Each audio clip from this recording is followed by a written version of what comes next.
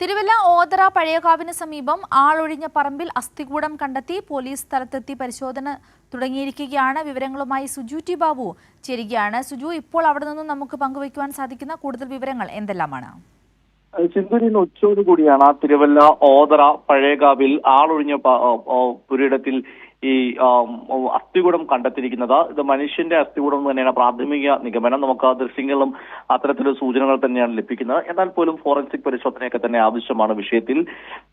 ഇപ്പോൾ പോലീസ് ഈ കാര്യത്തിൽ ആദ്യഘട്ടത്തിൽ ഈ സ്ഥലത്തു നിന്ന് അബ്സ്കോണ്ടിങ് ആയിട്ടുള്ള അല്ലെങ്കിൽ കാണാതായിട്ടുള്ള ആളുകളെ പറ്റിയുള്ള അന്വേഷണമാണ് നടത്തുന്നത്. അത്തരത്തിൽ ആരെങ്കിലും കാണാതായിട്ടുണ്ടെങ്കിൽ അവരുടെ വിവരങ്ങൾ മാത്രമല്ല ഈ സ്ഥലത്തേക്ക് എത്തിപ്പെടാൻ സാധ്യതയുള്ള ആര്, ഇതിന് ചുറ്റുപറ്റത്ത് ആരെങ്കിലും മിസ്സിംഗ് ആണോ എന്നതൊക്കെ അറിയുന്നുണ്ട്. എന്തായാലും മൃതദേഹത്തിന് വളരെ പഴക്കമുള്ളതിനാൽ തന്നെ ഇനിയും അത് നമുക്ക് ആ ദൃശ്യങ്ങൾ കാണാം.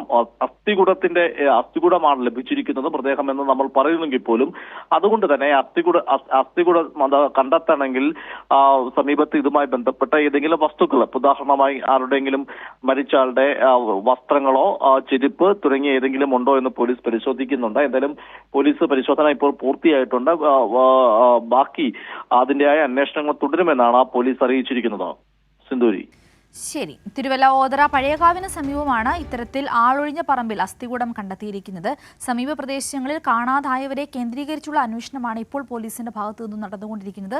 ഫോറൻസിക് വിദഗ്ധർ എത്തിയിട്ടുള്ള പരിശോധനകളും മറ്റും നടക്കേണ്ടിയിരിക്കുന്നു. കൂടുതൽ അന്വേഷണങ്ങളിലേക്ക് പോലീസ് പോവുകയാണ്. സുജു ടി ബാബുവാണ് വിശദാംശങ്ങൾ പങ്കുവച്ചത്.